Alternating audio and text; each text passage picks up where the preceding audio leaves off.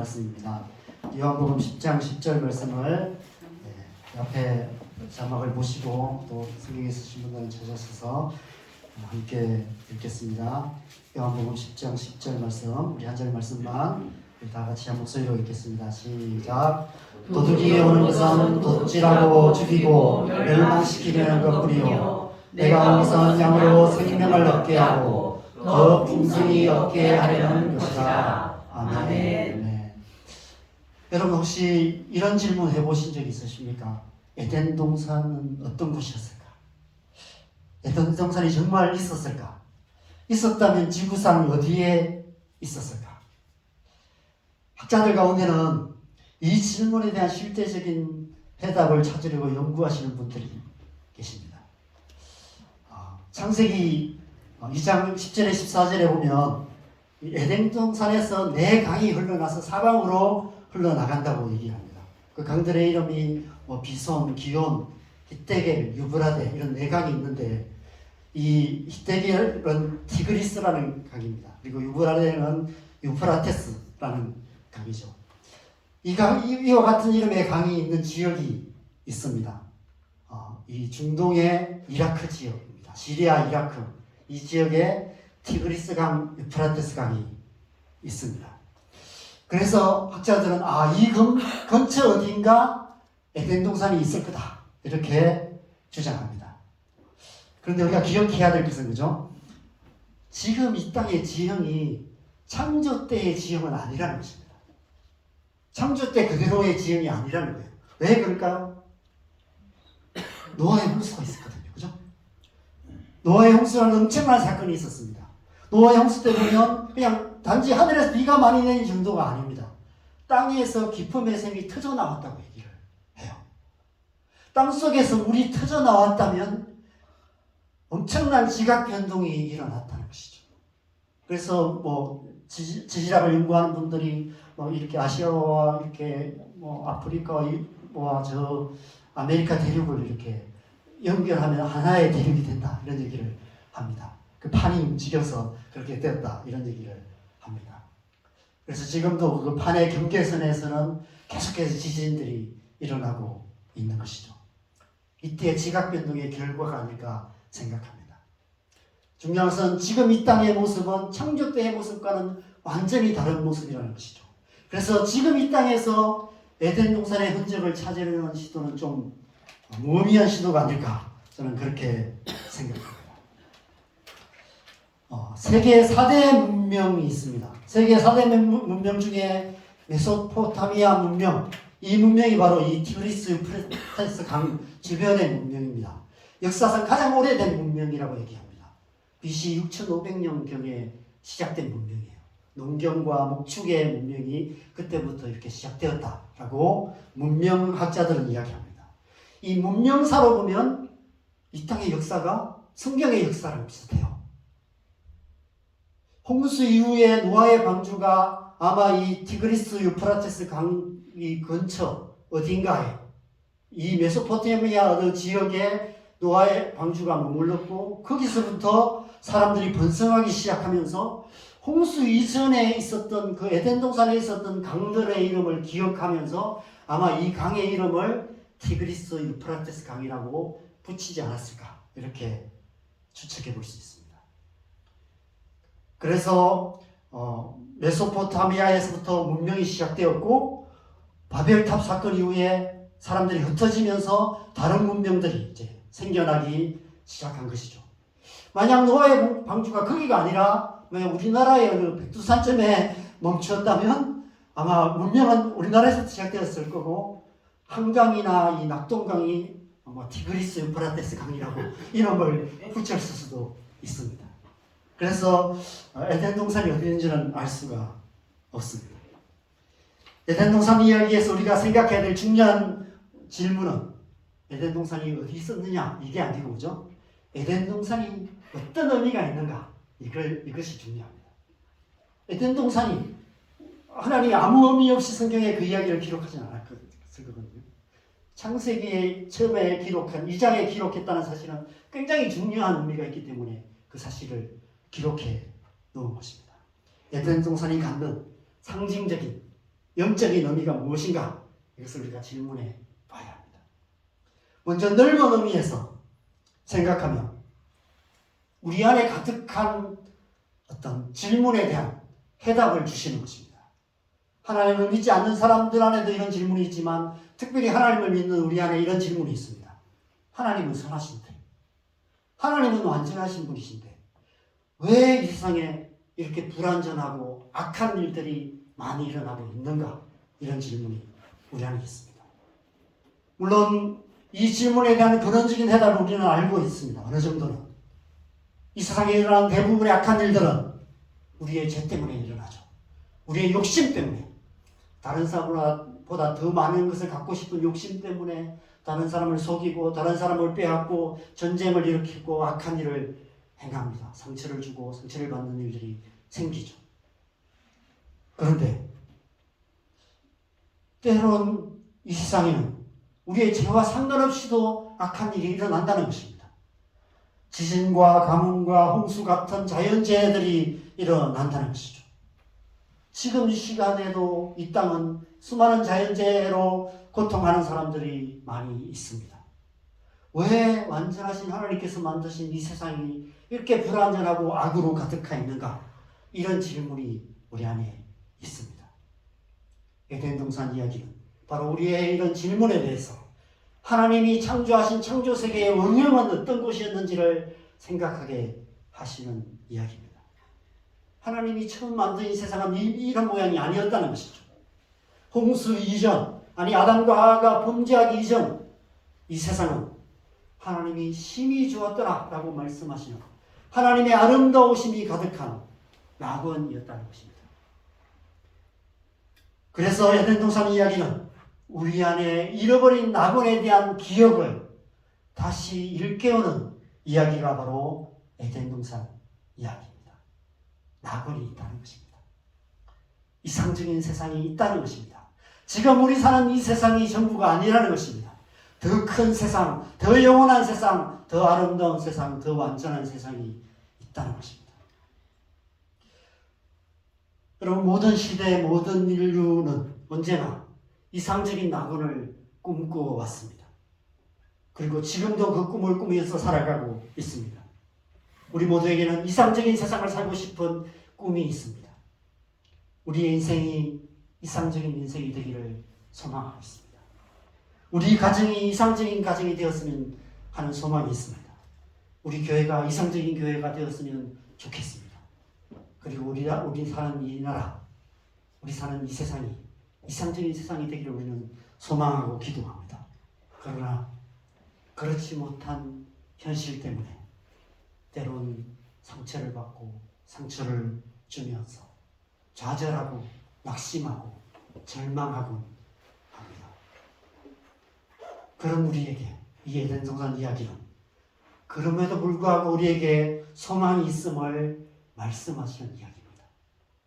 그것은 곧 마지막 날에 예수님께서 다시 오실 그날에 다시 회복하실 하나님의 나라를 말씀하고 있는 것입니다. 새 하늘과 새 땅, 새 예루살렘, 새 에덴 동산, 그것이 우리를 기다리고 있다는 것을 말씀하고 있는 것이죠. 에덴 동산 이야기를 통해서 우리는 마지막 날에 예수님께서 이루실 천국에 대한 소망을 믿음으로 선포하게 되는 것입니다. 그래서 성경의 창조 이야기의 두 번째 장에 에덴 동산 이야기가 기록되고 있는 것이죠. 그 하나님 나라를 믿는 믿음을 이야기하는 것이죠. 1장은 하나님의 창조하신 하나님을 믿는 믿음이라면 창세기 2장의 에덴 동산 이야기는 하나님의 나라에 대한 믿음.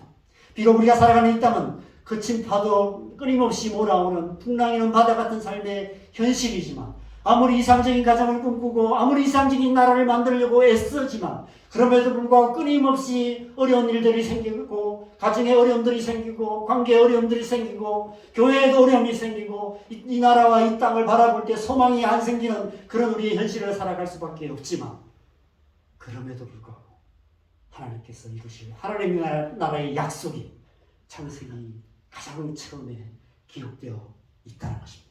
그 믿음으로 살라는 것이죠. 그 믿음으로 하나님 나라를 향해서 가는 인생, 그것이 우리의 삶이라고 말씀하고 있는 것입니다. 에덴에서 한 이야기는 좁은 의미에서는 출애굽하여 광야를 지나 가나안 땅에 들어가고 있는 출애굽 2세대들에게 주시는 약속의 이야기입니다. 그들이 그 땅에서 만들어 가야 될 이상적인 나라, 그것이 바로 에덴 동산이라는 것입니다. 창세기, 출애굽기, 레위기, 민수기, 신명기 이 5권의 성경을 모세오경이라고 합니다. 전통적으로 모세가 출애굽 백성들에게 전한 하나님의 말씀이라고 이야기합니다. 물론 이 주장에 대해서 여러 가지 이견들도 많이 있지만 그것은 중요하지 않습니다. 중요한 것은 이 말씀을 받는 하나님의 백성들이 처한 삶의 현실이 어디였느냐, 그게 중요합니다. 광야 같은 삶의 현실을 살아가고 있는 그 이스라엘 백성들, 출애굽하여 광야 가운데 40년의 광야를 지내서 이제 가나안 땅에 들어가야 될 이스라엘 백성들에게 이 말씀을, 이 에덴 동산 이야기를 하고 계시는 거예요. 여기서부터 우리가 시작되었다라고 이야기하는 것입니다. 우리가 돌아가야 될 것이 바로 이것이고, 우리가 가나안 땅에 들어가서 만들어가야 할 세상, 그것이 바로 에덴 동산이다라는 사실을 이야기하고 있는 것입니다. 우리가 매일 성경의 민수기 마지막 부분을 묵상하는데 광야 40년 동안 출애굽 1세대들이 다 죽고 이제 출애굽 2세대들이 가나안 땅에 들어가려고 준비하고 있는 이야기를 지금 우리가 매일 성경을 통해서 묵상하고 있습니다. 그들은 이제 가나안 땅에 들어가서 그 땅을 세상과 다른 세상, 하나님의 나라로 만들어 가야 합니다. 그래서 가나안 땅을 젖과 꿀이 흐르는 땅이라고 말씀하시며 잃어버린 나군에 대한 기억을 다시 일깨워 주시며 이 에덴 동산 이야기를 통해서 그 땅을 하나님의 낙원으로 만들어 가는 사명에 대해서 모세가 이스라엘 백성들에게 말씀하고 있는 것이죠. 그것이 바로 에덴 동산 이야기를 기록한 1차적인 목적이었습니다. 에덴 동산에서 나와서 온 땅을 적시는 이 네 강물에 대한 비전은 곧 광야 같은 이 세상을 하나님 나라로 만들어가는 하나님의 창조의 목적의 회복을 상징합니다. 여러분, 강은 생명의 젖줄이라고 이야기하죠. 그래서 고대 문명들도 다 강을 끼고 발달을 했습니다.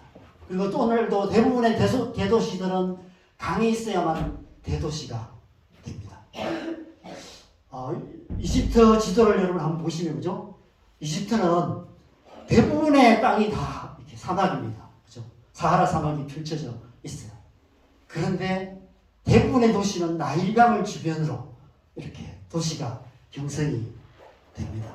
강 때문에 그 이집트가 거기에 그 강을 주변으로 사람들이 모이기 시작했고 거기에 마을을 형성하고 그렇게 나라가 형성되어졌습니다. 이 에덴 동산 이야기의 배경은 바로 그 이집트의 나일강 가에서 노예로 살다가 이제 출애굽하여서 아무 강도 없고 아무런 물도 찾을 수 없는 그 광야를 지나가는 40년을 광야를 떠돌던 이스라엘 백성들에게 이제 에덴 동산 이야기를 하고 계신 거예요. 얼마나 의미 있는 이야기입니까? 에덴 동산에서 강물이 흘러서 온 땅을 적셔서 온 땅이 하나님 나라 에덴 동산이 되는 것처럼 너희가 이 가나안 땅에 들어가서 이곳에 하나님의 생명을 흘러보내므로 말미암아 이 광야 같은 이 가나안 땅이 하나님 나라로 변화되는 그것을 하나님 보기를 원하신다라는 하나님 나라의 비전을 말씀하고 계시는 것입니다. 그래서 이 에덴 동산 이야기는 오늘날 이 세상을 살아가는 우리 그리스도인들에게도 정말 의미 있는 이야기인 것입니다. 우리 또한 광야 같은 이 세상을 살아가는 하나님의 백성들이기 때문에 그렇습니다. 광야 같은 이 세상 한가운데 들어가 이 세상은 그냥 그런 대로 살만한 세상이 아니라 어떤 사람들은 잘 사는 그런 세상이 아니라 어떤 사람들에게만 살기 좋은 그런 세상이 아니라 모든 백성들이 충만하게 살아가는 사람답게 살아가는 살맛나는 세상 하나님의 나라로 만들어가는 것 그것이 하나님의 백성의 사명이기 때문에 그렇습니다. 광야 같은 이 땅을 에덴 동산으로 만들어가는 것 그것이 저와 여러분의 사명인 것이죠. 그런데 아시다시피 이스라엘 백성들도 그랬고 우리 또한 실패를 거듭하고 있습니다. 여호수아서를 지나 사사기에 가면 실패를 거듭하고 있는 이스라엘 백성들의 안타까운 모습을 보게 됩니다. 그 모습이 지금 이 시대의 우리의 모습이어서 교회의 모습이어서 더욱 안타깝게 느껴지는 것 같습니다. 그나마 이스라엘 역사 속에서 그 하나님의 비전에 가장 가까이 근접했던 시대가 있었습니다. 바로 다윗과 솔로몬 시대였습니다. 그런데 이스라엘 역사 속에 그 시간은 아주 눈 깜짝할 사이에 지나가는 시간이었을 뿐입니다. 그 이후에 이스라엘 백성들은 남과 북으로 나누어졌고 끊임없이 서로 싸우다가 결국 멸망하고 말았습니다. 우리 개인의 신앙에도 그렇고 각 교회의 역사 속에도 그렇고 이 땅의 교회의 역사에도 보면 마찬가지인 것 같습니다. 한때 반짝 하나님 나라가 이미 이루어진 것 같은 그런 시간들을 살아갈 때가 있는 것 같습니다. 저도 개인적으로 제 신앙의 어떤 때에 진짜 하나님의 나라가 바로 내 안에 있는 것처럼 느껴지는 때가 있었습니다. 그냥 길을 가면서도 찬양을 했고요. 사는 게 너무 행복했습니다. 그냥 삶의 환경은 너무 힘들었음에도 불구하고 하나님 때문에 기뻐했던 그런 삶을 살았던 때가 있었습니다. 하나님의 은혜에 충만하여서 기쁨으로 감사로 살아계신 하나님을 예배하며 살아가는 그런 천국의 나날들을 살아갔던 때가 있었습니다. 그런데 그 이후에 많은 시간들을 보면 또 실패하고 또 실패하는 저의 모습을 보게 됩니다. 아마 여러분도 마찬가지이실 것입니다. 그래서 오늘 우리는 다시 이 말씀 앞에 새롭게 나아가야 하는 것 같습니다. 다시 한번 이 말씀을 다시 한번 읽겠습니다. 시작. 도둑이 오는 것은 도둑질하고 죽이고 멸망시키려 하는 것이요 내가 온 것은 양으로 생명을 얻게 하고 더 풍성히 얻게 하려는 것이다. 우리는 이 말씀을 붙들고 다시 한번 이 에덴 동산의 비전을 새롭게 해야 하지 않을까 생각합니다. 오늘 말씀은 예수님께서 이 땅에 오신 목적을 말씀하십니다. 도둑이 와서 영적인 도둑이 와서 이 땅의 영혼을 도둑질하고 있고 죽이고 있고 멸망시키고 있는 이 광야 같은 이 세상에 예수님께서 하나님의 택하신 양들이 저와 여러분에게 생명을 얻게 하시기 위해서 더 풍성히 얻게 하시기 위해서 예수님께서 이 땅에 오셨다라고 말씀하고 계십니다. 우리에게 필요한 것이 바로 이 생명이기 때문에 그렇습니다. 에덴 동산에서 사방으로 내강물이 흘러서 온 땅에 생명을 주듯이 예수님께서 온 땅에 생명을 주시는 강물이 되시기 위해서 이 땅에 오셨다고 말씀하고 있습니다. 태초에 하나님께서 에덴 동산을 만드셨듯이 이 땅에 새 동산을 만드시고 거기서부터 하나님의 생명을 흘러보내시기 위해 예수님이 이 땅에 오셨습니다. 그 새 동산이 어디인지 아십니까? 교회입니다. 교회는 이 땅에 예수님이 다시 만드신 새 에덴 동산입니다. 그래서 교회로부터 하나님의 생명이 온 땅에 흘러가야만 하는 것이죠. 이 말씀이 어떤 의미인지를 이미 예수님께서 앞서 요한복음 4장과 7장에서 말씀하셨습니다. 먼저 요한복음 4장 14절 말씀 같이 읽겠습니다. 시작. 내가 주는 물을 마시는 자는 영원히 목마르지 아니하리니 내가 주는 물은 그 속에서 영생의 솟아나는 생물이 되리라. 지난주에 우리가 이 말씀을 우리가 함께 묵상을 했습니다. 사마리아 우물가의 여인에게 하신 말씀입니다. 사마리아 우물가의 여인에게 영생하도록 솟아나는 생물을 주시겠다고 약속하셨습니다. 그래서 광야 같은 이 세상 속에서도 더 이상 목마름 없는 삶을 살게 하시겠다고 약속하셨습니다. 우리가 예수님을 믿을 때 우리 안에 하나님의 성령이 임하시면 우리는 이 말씀이 어떤 의미인지를 삶으로 경험하여 알게 됩니다. 제가 처음 하나님의 은혜를 받았을 때 이것이 바로 이것을 말씀하시는구나. 그냥 제 안에서 저도 알 수 없는 기쁨이 솟아났습니다. 그냥 살아가는 게 너무 기뻤습니다. 날마다 그렇게 살았어요. 그래서 그 교회에 살다시피 하면서 교회를 저 혼자 다 했습니다. 금요일 저녁부터 주일 밤까지 교회에서 자고 화장실 청소부터 시작해서 교회 막 블랙카드 나는 일 그런 일 제가 다 하고 뭐 무슨 헌신 예배 이런 거 있으면 그 사다리 타고 올라가서 앞에 막 이렇게 여전도의 헌신 예배, 남전도의 헌신 예배 이런 북지를 다 하고 그렇게 학교 다니면서 그렇게 너무 기쁨으로 살았던 그런 때가 있었던 것 같습니다. 다시 하라고 하면 못할 것 같아요. 그때 어떻게 그렇게 할 수 있었을까? 성령의 은혜 가지 않아요. 막 솟아나는 그런 은혜가 있었기 때문입니다. 아마 여러분의 삶 안에도 이렇게 신것이 우시서시는 분들은 아마 더 그런 경험이 있으셨을 것입니다. 그 은혜가 다시 회복되기를 바랍니다. 아직도 한 번도 그런 은혜를 경험해보지 못한 분이 계신다면 그 은혜를 경험하신 은혜가 있기를 축원합니다.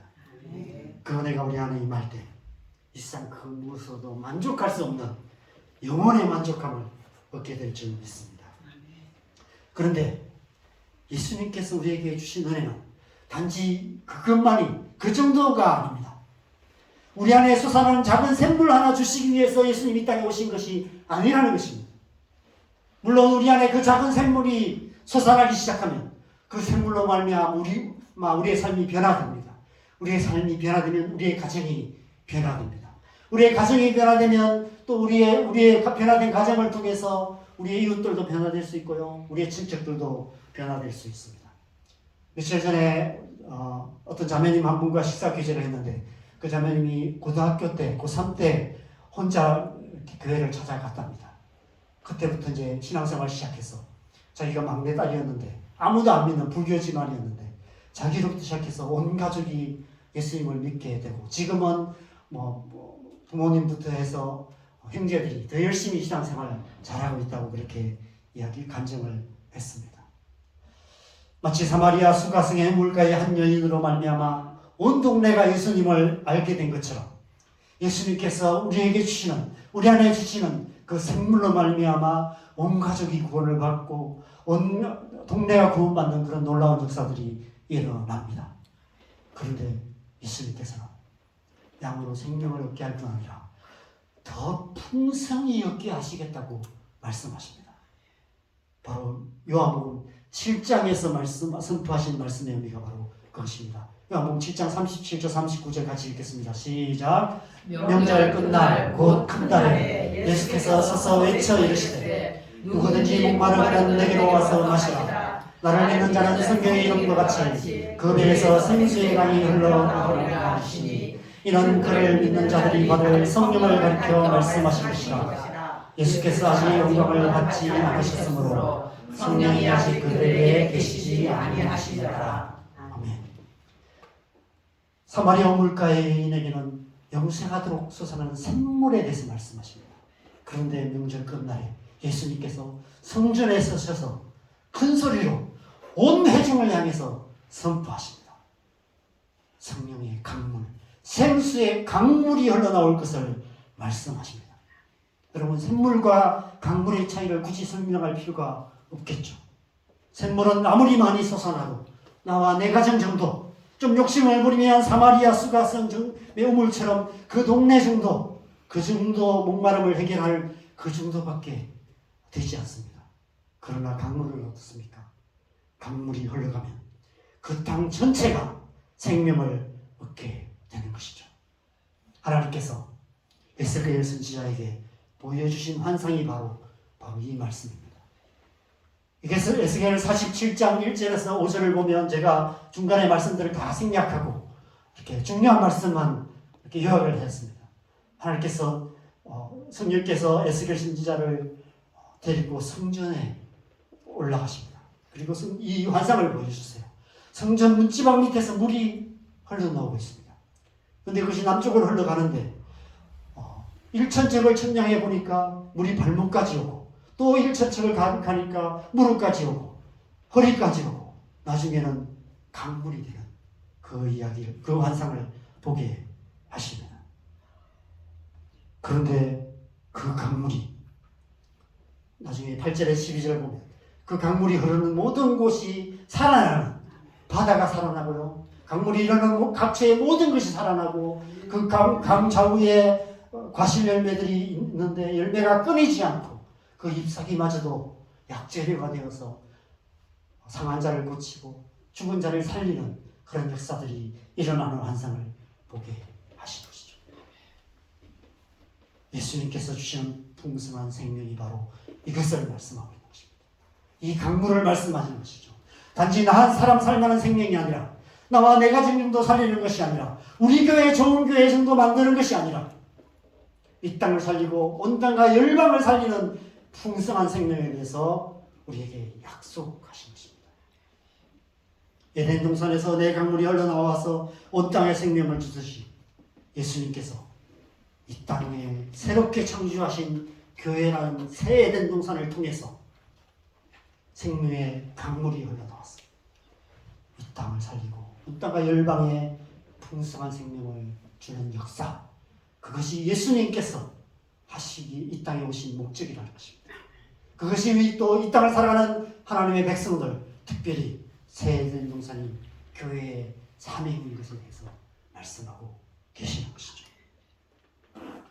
여러분 어떠십니까? 이 약속이 이루어지는 것을 보고 싶지 않으십니까? 저는 이것을 보고 싶습니다. 제 남은 사역이 얼마가 될지 모르겠지만, 제 이 땅을 살아가는 남은 날들이 얼마가 될지 모르지만, 최소한 한때라도, 잠깐이라도 정말 이 하나님의 약속이 이루어져서 나를 통해서, 우리의 교회를 통해서 이 땅, 이 하나님의 생명이 흘러가서 우리 주변의 영혼들이 살아나고 이 나라가 살아나고 온 땅과 열방의 생명이 살아나는 역사들, 그것을 한 번은 보고 싶은 마음이 제게 있습니다. 그래서 우리가 날마다 하나님 앞에 나가 간절히 기도해야 되는 이유가 이 때문이 아닐까 생각합니다. 하나님 이 약속을 이루어 주시옵소서. 내게 생명을 주신 이 생명이 더 풍성해져서 이 땅을 살리고 우리의 가정을 살리고 온 땅과 열방을 살리는 역사들을 보기를 원합니다. 그렇게 기도해야 되지 않을까요? 지금 이 시대에도 그렇게 기도로 하나님 앞에 나가는 수많은 분들이 있습니다. 그러한 기도를 통해서 하나님께서 지금도 그 일을 행하고 계시는 것이죠. 명절 끝날에, 그 큰 날에 이 말씀을 선포하셨다고 말씀합니다. 여러분, 이 요한복음 7장의 이 명절은 초막절을 말합니다. 유대인의 3대 절기가 있습니다. 유월절, 칠칠절, 초막절입니다. 유월절은 우리가 잘 알죠, 그죠? 출애굽 한 날을 기념하는 절기입니다. 그래서 그 달을 첫째 달로 삼으라라고 출애굽기에 말씀합니다. 그래서 이스라엘 백성들에게는 이제 달력이 몇 가지가 있는데 종교력이 있습니다. 이것은 출애굽을 기점으로 하는 어떤 달력입니다. 그래서 첫째 달 1월 14일 이 이제 유월절입니다. 지금으로 말하면 우리가 지키는 절기는 부활절입니다. 예수님께서 유월절 하루 전에 십자가에 죽으셨잖아요, 그렇죠? 그래서 유월절에 무덤에 묻히셨다가 그 다음날 부활하셨습니다. 그때가 이제 유대인들의 유월절입니다. 그래서 유월절로부터 해서 그 이후에 일주일 동안 무교병을 넣는 무교절을 지킵니다. 그래서 유월절을 또 무교절이라고도 합니다. 그리고 이제 그 유월절로부터 시작해서 7분의 7일, 그러니까 7주 후를 그래서 77절, 그래서 날수로 계산하면 50일이기 때문에 오순절이라고 부릅니다. 그래서 그것이 이제 두 번째 절기입니다. 오늘날로 말하면 성령 강림절입니다. 오순절날 성령이 강림하셨죠. 그리고 세 번째 절기가 이제 초막절입니다. 6월절로부터 이 첫 달이라면 일곱째 달 15일. 이때는 이제 모든 추수를 마치고 그 추수한 곡식들을 곡간에 저장하고 나서 모든 남자들이 그 성전에 모여서 일주일 동안 8일 동안을 제사를 드리고 먹고 마시고 즐거워하는 그런 절기입니다. 지난주에 묵상한 민수기 29장에 보면 초막절을 어떻게 지키는지를 자세히 말씀하세요. 그래서 이 7월 15일부터 시작해서 8일 동안을 매일 이 8일을 다 계산해 보니까 송아지, 양, 염소를 잡아서 제사를 드리는데 한 215마리를 잡아서 제사를 드려요. 그 제사를 드리고 그 제물을 나누어 먹는 것입니다. 그래서 우리나라가 옛날에 고기 먹기 힘들었을 때 명절 때만 고기를 먹었던 것처럼 당시에도 마찬가지였습니다. 고기를 먹기 힘든 시대였죠. 그런데 그 초막절에는 8일 동안을 그렇게 제사를 드리고 그 고기를 나누어 먹는 그런 절기를 지켰습니다. 하루 이틀도 아니고 일주일을 그렇게 먹고 마시고 즐기고, 그리고 마지막 8일째 되는 날 큰 성회로 모였던 것이죠. 바로 이날, 명절 끝날 큰 날은 바로 이날을 말하는 것입니다. 초막절이 끝나는 마지막 8일째, 그날에 예수님께서 성전에 서셔서 선포하십니다. 누구든지 목마르거든 내게로 와서 마시라. 이 세상을 스스로 만족할 수 없는 우리의 영혼을 향해서 선포하시는 것입니다. 이 세상의 생명이 아닌 영원한 생명에 대해서 말씀하고 계시는 것이죠. 지금 너희가 이렇게 고기를 먹고 포도주를 마시고 너희 육신이 정말 만족한 것처럼, 골수와 기름진 것을 먹음처럼 같이 만족한 것처럼 너희 영혼이 그렇게 만족하게 되는 그런 날이 올 것이다 라고 약속하십니다. 누구든지 내게로 오면 그 약속이 이루어질 것을 선포하고 계시는 것입니다. 아마 이 말씀은 예수님의 3년 반의 공생애 중에 만 3년이 지난 초막절에 선포하신 말씀이 아닐까 생각합니다. 그리고 그때부터 이제 이 약속을 이루시기 위해서 이제 제자들을 만나시고 마지막 사역들을 하시고, 이로부터 6개월 후 다음 6월절 하루 전날 예수님께서 십자가를 지십니다. 그리고 6월절에 무덤에 계시다가 그 다음날 부활하시죠.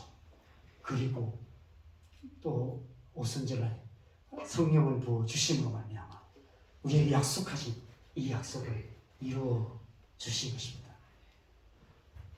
그래서 오순절날 성령 강림을 통해서 이 새 변동산인 교회로부터 생명의 강물이 흘러나기 시작했습니다. 그 생명이 흘러가기 시작하면서 이 땅이 살아나는 역사가 일어났고요. 그 생명의 강물이 2000년의 역사를 통해서 흘러오고 흘러와서 저와 여러분이 생명을 얻고 이 자리에 있게 된 것입니다. 이제 다음 주가 성령 강림 주일입니다. 우리가 오늘날 절기를 지키는 것이 그렇게 중요하지 않기 때문에 다음 주가 성령 강림 주일이라는 사실도 아마 다들 잘 모르고 지나실 겁니다. 제가 매일 성경 묵상하는데 매일 성경에도 그 내용이 언급조차도 안 되어 있습니다. 사실은 우리가 성탄절, 저는 개인적으로 그렇게 생각합니다. 부활절, 성탄절보다 더 중요한 절기가 성령 강림 주일이 아닐까. 왜냐하면 우리는 지금 성령의 시대를 살고 있거든요. 성령이 강림하신 날이 어쩌면 우리가 가장 기념해야 될 절기인데 가장 소홀히 하고 있지 않는가, 이런 생각이 듭니다. 그래서 성령 강림 주일을 맞으면서 우리가 다시 한번 이 약속을 기억하면서 우리가 다시 한번 이 약속의 말씀을 붙들고 기도하는 시간을 가졌으면 좋겠다, 이런 마음이 들어서 오늘 제가 이 말씀을 나누는 것입니다. 우리가 이 말씀을 다시 한번 기억하십시다. 내가 온 것은 양으로 생명을 얻게 하고 더 풍성히 얻게 하려는 것이다. 예수님께서 이 약속을 이루시기 위해서 친히 자신의 생명을 십자가에서 우리에게 주셨습니다. 자신의 살을 주시고 피를 흘려 주심으로 말미암아 우리의 영혼을 골수와 기름진 것을 먹음 같이 만족하게 해 주셨습니다. 그리고 이제 제자들에게 말씀하십니다. 예루살렘을 떠나지 말고 아버지께서 약속하신 것을 기다리라. 너희가 몇 날이 못되어 성령으로 세례를 받으리라 약속하십니다. 기도의 자리를 떠나지 말고 기도하고 기대하며 기다리라고 말씀하셨습니다. 그리하면 성령의 세례를 받으리라 약속하셨습니다. 세례는 침례를 말합니다. 완전히 물에 잠기는 것을 말하죠. 너희가 성령에 완전히 잠기게 될 것이다. 성령에 완전히 잠기면 성령의 강물에 완전히 잠기게 될 것이다. 성령의 강물이 너희를 통해서 흘러가서 이 땅을 살리게 될 것이다. 그렇게 약속하신 것입니다. 이 말씀도 우리가 마지막 같이 읽겠습니다. 사도행전 1장 8절 같이 읽겠습니다. 시작. 오직 성령이 너희에게 하시면 너희가 권능을 받고 예루살렘과 온 유대와 사마리아와 땅끝까지 이르러 내 주님이 되리라 하시니라. 아멘. 오직 성령이 임하시면 이 성령이 강물처럼 흘러서 온 세상에 풍성한 생명을 주실 거라고 말씀하십니다. 그래서 이 새로운 새 에덴 동산이 통해서 온 땅과 열방의 하나님 나라가 이루어질 것을 약속하고 계십니다. 저는 2000년의 선교 역사는 바로 이 약속이 조금씩 이루어져가는 그런 역사였고, 지금도 온 땅과 열방 가운데 이 약속이 이루어져가고 있습니다. 이 한 주간 우리가 이 약속을 붙들고 하나님 앞에 함께 나아갔으면 좋겠습니다. 우리의 삶을 통해서, 우리의 교회를 통해서 이 약속을 이루어 주시도록 우리가 주님 앞에 갈망하면서 이 한 주간을 좀 보냈으면 좋겠습니다. 특별히 막 금식하거나 뭐 이렇게까지 안 하시더라도 날마다 아침마다 하나님의 영을 우리 안에 부어주시도록 기도합시다. 하나님이 이 약속의 말씀 붙들고 하나님 우리에게 생명을 부어주시고 더 풍성한 생명을 주시도록, 또 우리 자녀들에게 하나님의 약속이 이루어질 수 있도록 교회 안에 하나님의 이 생명의 역사가 더 풍성하여서 교회가 성령 충만하여서 하나님의 생명이 교회를 통해서 이 땅 가운데 흘러 역사할 수 있도록 기도하시고, 또 자원동교, 우리 자원동교회가 그런 교회 될 수 있도록 하나님의 영이 충만하게 임하여서 이 작은 동산을 통해서 하나님의 생명이 이 땅 가운데 흘러가고 온 땅과 열방 가운데 흘러가고 하나님의 나라를 이루어가는 그런 교회 될 수 있도록 이 한 주간 주님 앞에 기도하며 나가는 그런 복된 한 주간 되시기를 주님의 이름으로 축원합니다. 함께 찬송가 183장 지난주에 계속 우리가 찬양하는데 이 찬양 우리가 좀 함께